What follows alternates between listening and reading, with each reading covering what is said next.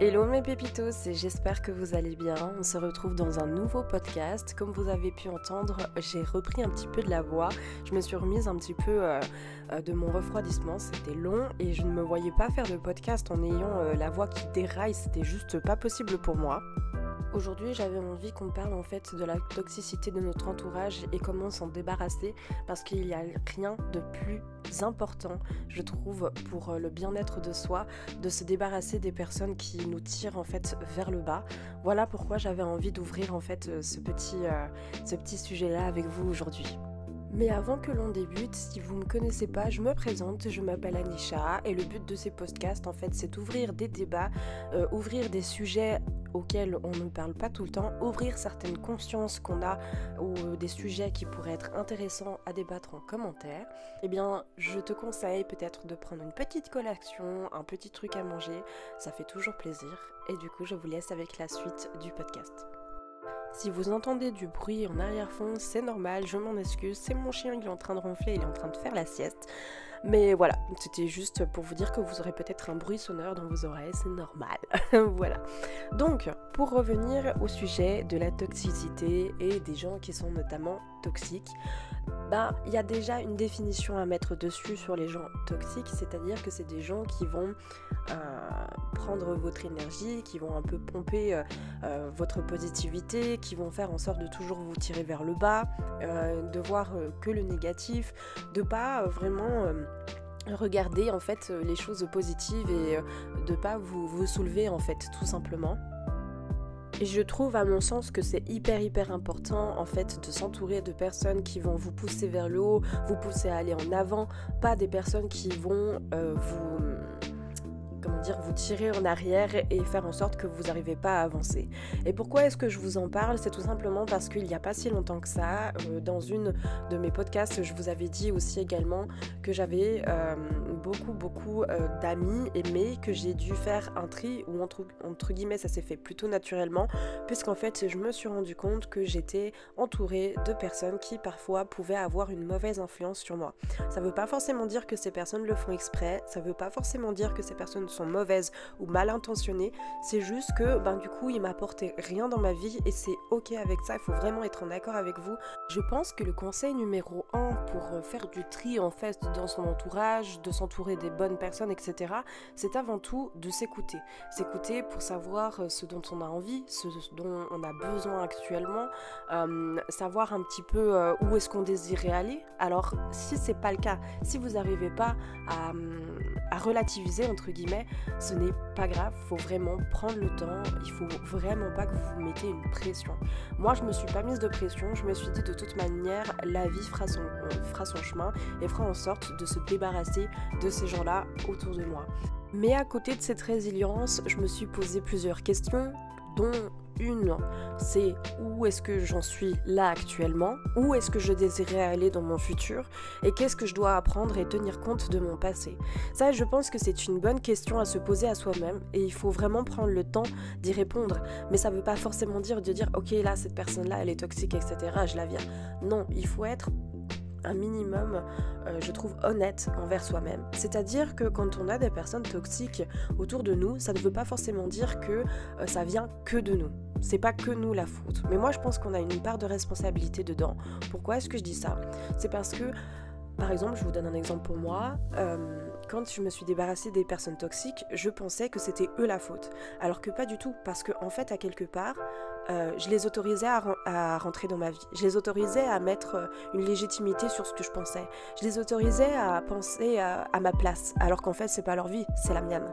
Mais ça, c'est l'ego à quelque part, j'ai envie de dire, qui n'ose pas dire que ouais, c'est un peu nous la faute quand même, parce que des gens toxiques comme ça, du coup normalement si on a une bonne confiance en soi, j'ai envie de dire, et qu'on sait ce qu'on est, nos défauts, etc., je pense que ces personnes-là ne vont pas revenir dans votre vie, ou ne vont pas venir dans vos vies. Vous voyez ce que je veux dire ?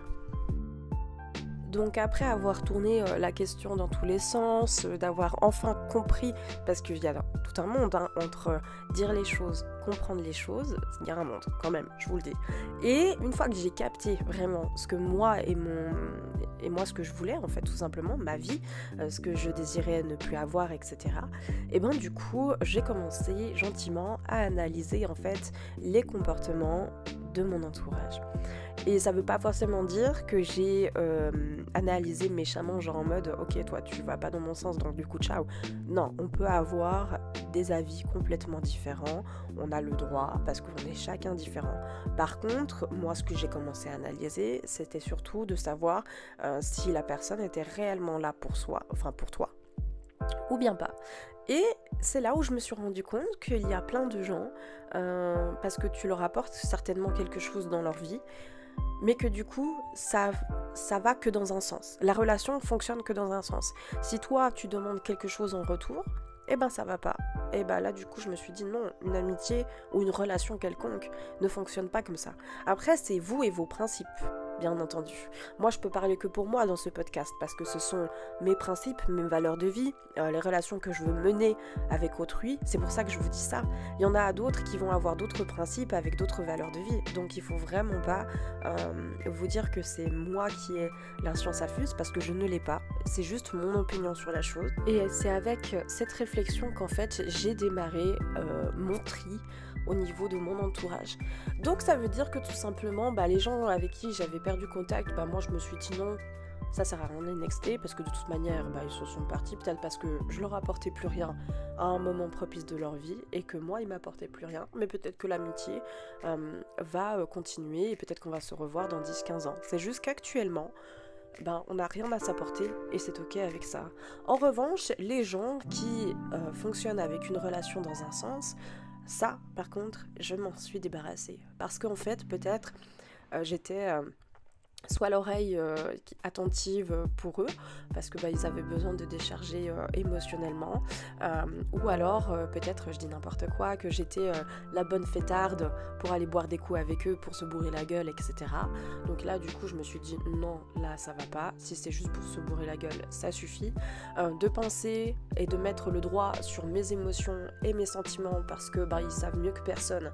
J'ai aussi nexté, parce que, en fait, ça n'apporte rien. Ça n'apporte rien de constructif pour moi. Ça n'apporte rien d'émotion positive. Parce que, il y a un moment donné où on se rend compte que les commentaires négatifs, pas forcément haineux, mais un peu manipulateurs comme ça nous fait aussi du mal. Et en fait, ça me baisse mon estime de moi.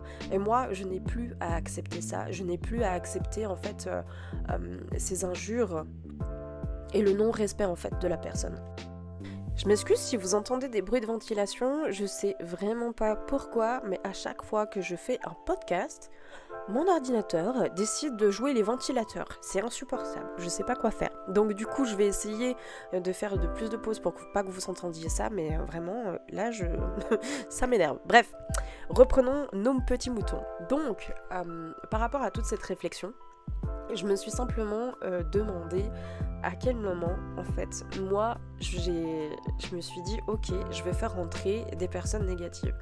Mais peut-être parce que aussi, à quelque part, la vie ou moi-même, j'avais besoin qu'on me mette un coup de pied aux fesses ou que je réalise certaines choses. Et à quelque part, je remercie, en fait, toutes ces expériences, même qu'elles soient négatives, parce que ça m'a fait comprendre ô combien c'était important de bien s'entourer de personnes.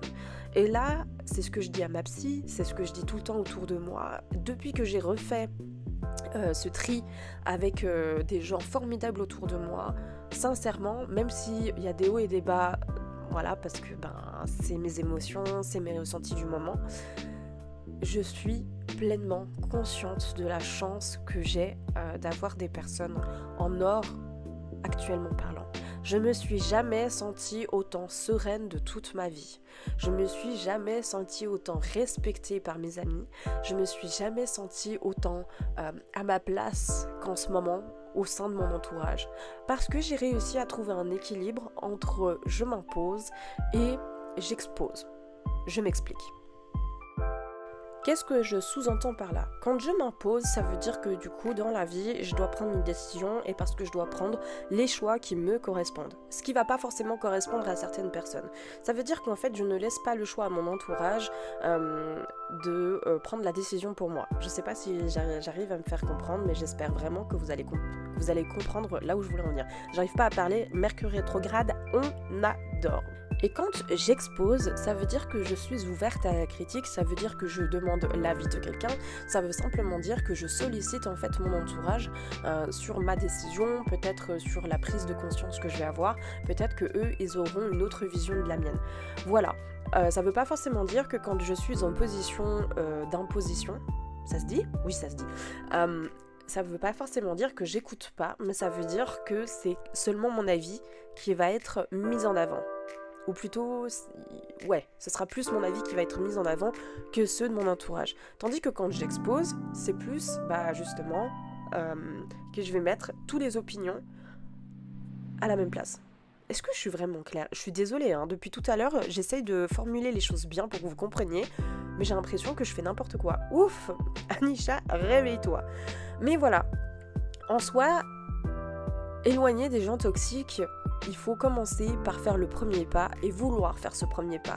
Ça nécessite aussi des sacrifices. Ça veut dire que moi, dans mon entourage, il y a des gens que j'aimais vraiment de tout mon petit cœur, que j'affectais vraiment énormément, mais parce que j'ai rencontré et remarqué surtout des petites choses qui moi me dérangeaient parce que ça n'allait plus avec mes valeurs, soit parce que c'était pas intéressant, soit parce que en fait ça me tirait vers le bas et que du coup cette personne allait peut-être par jalousie, peut-être par envie, et du coup tentait de faire en sorte de ne pas me voir réussir, et du coup j'ai voulu me soulever et j'ai voulu ne plus avoir ça dans ma vie parce que pour moi c'était un goal ultime en fait de vouloir m'élever, de vouloir, je dis n'importe quoi, pour vous citer un exemple, me mettre sur YouTube parce que j'en avais envie. Beaucoup de gens, quand je dis ouais j'ai une vidéo à tourner ou j'ai un podcast à tourner, il y en a certains qui me disent, plus maintenant, mais il fut une époque où ils me disaient ah non mais ça tu peux remettre à demain, de toute manière tu gagnes pas d'argent avec ça. Mais même que je gagne de l'argent ou que je gagne pas de l'argent, c'est un truc que je kiffe. Vous voyez ce que je veux dire ou pas ? Du coup, je me sens... j'étais un peu ébranlée en fait par cette façon de penser parce que du coup, moi, c'était pas la mienne et parce qu'en fait, je dis à chaque fois qu'ils avaient des activités sur lesquelles je savais que ça allait leur faire du bien, et du coup, je leur laissais cette opportunité-là de pouvoir souffler, de se retrouver peut-être dans un moment où ça leur fait plaisir rien que pour eux et qu'ils me le fassent pas ça en retour. J'avais un peu du mal à comprendre, je vous avouerai. Et ça, c'est aussi un petit indice à voir. Alors, je dis pas une fois ça peut arriver, 2 fois ça peut arriver, mais quand c'est répétitif, faut quand même commencer à se poser la question. Et c'est justement ça, en fait, qui m'a fait comprendre que certaines personnes se faisaient toujours passer en priorité. Et jamais vos envies en priorité aussi. Ça veut dire qu'ils ne respectaient pas en fait vos moments pour vous, vos moments où vous avez besoin peut-être de vous retrouver, vos moments où vous aurez peut-être besoin aussi de faire des choses qui vont vous faire du bien, qui vont vous réaligner avec vous-même et qui vont faire en sorte en fait tout simplement que vous soyez tout simplement serein, énergétiquement parlant ou mentalement parlant. Vous ne serez pas sous l'oppression, vous serez détente. J'ai eu un cas de figure aussi également où la personne en face en fait tout simplement se victimisait. C'est-à-dire que quand moi je lui faisais comprendre que justement c'était pas juste, par exemple on reprend l'exemple de tout à l'heure, de faire passer ses priorités et que du coup les miennes elle les faisait pas passer aussi un peu en priorité quand j'en avais besoin parce que c'était un ressenti et parce que c'était une nécessité, et du coup quand je lui ai fait remarquer ça, et tout d'un coup elle s'est mise en position de victime, en position de personne qui comprend pas ce type de réaction, qui clairement me faisait culpabiliser quant à ma façon de penser. Donc à un bout d'un moment, comme je me répète depuis le départ de ce podcast, je ne me sentais plus légitime de ma façon de penser, puisque du coup, tout d'un coup, je me remettais en question et je pensais que c'était moi la méchante. Alors peut-être que certains d'entre vous vont penser que j'exagère, peut-être que certains d'entre vous vont penser que j'ai mes torts, et je respecte totalement ça. Mais sur le coup, moi je me suis dit mais mince, je lui laisse tout le temps qu'elle a besoin avec ses activités, etc. Mais moi, en retour, j'ai pas le droit. J'ai pas le droit de dire, bah écoute, aujourd'hui, je suis pas très bien. J'ai besoin de rester un peu seule. J'ai besoin de me retrouver avec mes émotions, pardon. Oula, j'arrive plus à parler, j'ai balbutié. De me retrouver avec mes émotions et de pouvoir en fait les apaiser. Alors je comprends que certaines personnes vont certainement me dire, oui mais Anisha, beaucoup de personnes pensent que le fait quand on n'est pas bien, c'est tout simplement de s'aérer et d'être entouré de personnes pour nous faire changer d'avis. Certes, il y a des personnes qui fonctionnent de cette manière et ça fonctionne avec eux. Mais il y en a d'autres aussi qui ont simplement besoin d'être seuls. Un bon moment, moi j'en fais partie, de se retrouver seul, de se retrouver avec ses émotions et avec sa manière de penser, parce que justement peut-être que c'est leur façon en fait d'expulser tout ce qu'ils ont accumulé peut-être au fil des derniers jours, au fil des dernières semaines, des derniers mois, des dernières années, voilà, pour pouvoir recharger les batteries. Et c'est ok avec ça et il faut respecter ça aussi également. Mais pour revenir à cette personne, entre guillemets néfaste, entre guillemets toxique, c'est que du coup, elle veut pas essayer d'empathir sur ce que vous ressentez. C'est toujours elle en premier. Donc ça fait passer pour cette personne un peu narcissique.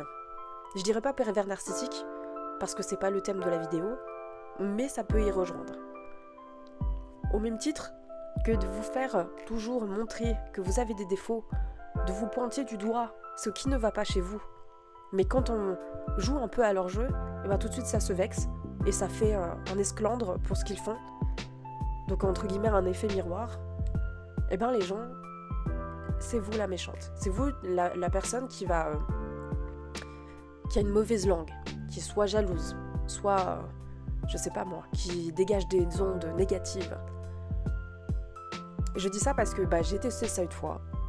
Oui, voilà, j'avais juste envie de faire comprendre à ma manière plutôt que de dire correctement les choses, de faire comprendre à cette personne que ouais, elle allait beaucoup trop loin dans sa façon de penser, dans sa manière de parler, et ça lui a pas du tout plu.